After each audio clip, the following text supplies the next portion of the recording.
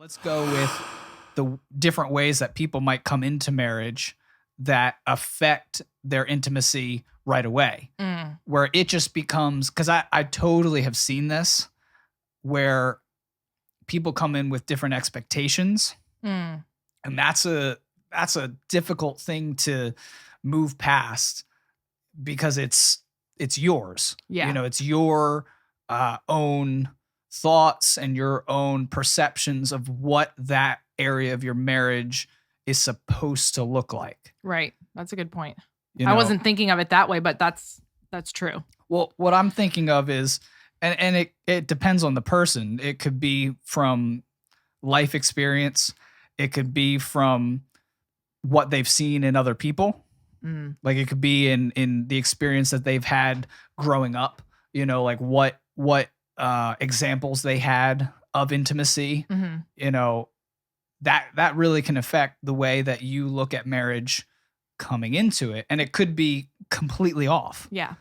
You know, the beauty of marriage is you're all going to come in with things that are off. Yeah, that's true. You're all, I mean, you had no idea what you were in for when you got married. You knew you wanted to get married. You knew the person that you wanted to marry. You know, you knew what you needed in that person. But once you do this thing together, right, it's new. It's new. It's a completely, you have to really relinquish all of those expectations. You have to relinquish all of those, even things that you read, you know, or if you tried to kind of study, like I was joking about before, but a lot of people do read marriage books prior to getting married, and they're great. They can really help you in some ways, but I'm sure that there are things that people read that they've brought into their marriage, and it just doesn't work with their spouse. It just doesn't work within the context of their marriage because people are different. Yeah. The marriage is different. So this person's experience, and this is a disclaimer for us, you know, when we talk about our experiences, take them, don't just apply them, take them, meditate on them, and say, how does this work within the context of my marriage? Right. Because it's completely different. Two completely different people. It's completely different people. So it's not going to just go the same way. Right. And that's another type of expectation that people could bring in. They look at movies or they look at romance novels or they, you know, or on the guy's side, they look at porn and they come in with a lot of expectations of what is going to happen in marriage. Yeah. I mean, I just have to stop you there for that. Cause like that was one of the things that I was thinking when I said that, along with other things, but we'll just stick to that for now. Like, I feel like that's a big thing, especially if whether you're reading romance novels or porn, which are, I mean, I just got to put it out there too, not healthy, not good, especially bringing that into a marriage. Because you have these expectations that you were never meant to have. You were never meant to even imagine. Right. You were only supposed to experience that with your spouse. Right. And I feel like that's something that this culture has totally thrown out the window. Not even thrown out the window. It's just been experienced, like life normalcy. Yeah. But it shouldn't be normal. Anyway. No, I think it's super important for people to understand that because we're not being, what's the right word? Prudes. Right. You know, we do have a different experience than a lot of people. We came into marriage not having sex beforehand. It's a different experience because we had to figure everything out on our own.